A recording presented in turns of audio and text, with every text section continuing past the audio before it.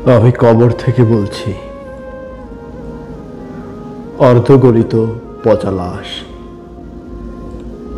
করুণ চোখে কি মায়া দেখতে পাও, নাকি পরাধীনতার গ্লানিতে মুখ লুকাও? এই বুকে তোমার চিন্তা লুকিয়ে আছে, কখনো তা দৃষ্টিগোচর হবে না।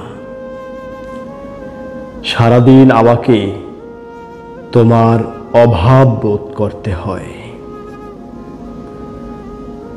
সন্ধ্যায় ক্লান্ত চোখ ছটফট করে। আমি স্বর্গ ভ্রমণ করি যখন রাত আমার দীর্ঘ প্রহরের বিরতি দেয়। রেশমি বাতাসে মৃদু হেসে বলেছিল, ভয় কিসের, আমি আছি পাশে। সব কিছু তো চলছিল প্রকৃতির নিয়মে। হাজারো স্বপ্ন ভিড় করেছিল শরতের উঠানে। হঠাৎ বসন্তের বজ্রপাতে সব কেঁপে উঠল। একজন বৃদ্ধ মায়ের আকুতিতে তাহার মন গলে না। আমার আত্মার আর্তনাদ তার কানে প্রতিফলিত হয় না। একজোড়া দম্পতির হাহাকারে তাদের আত্মা জেগে ওঠে না। আর বাকি সবার কথা আজ না হয় থাক। আমার জীবন এখন একাকিত্বের উষ্ণতায় মোড়ানো।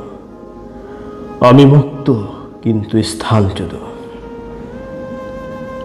আমার অস্ত্র বেদনায় চাপা পড়ে, আর এখন শুধু শূন্যতা, অত্যন্ত নীরব ভারিতা।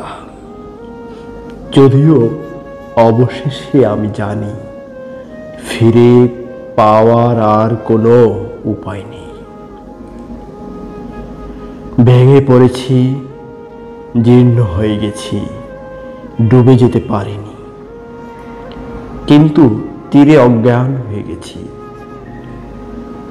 আর তাই আমি অপেক্ষা করছি, এখনো নীরবে অপেক্ষা করব শুধু একটি শব্দের জন্য, হ্যালো।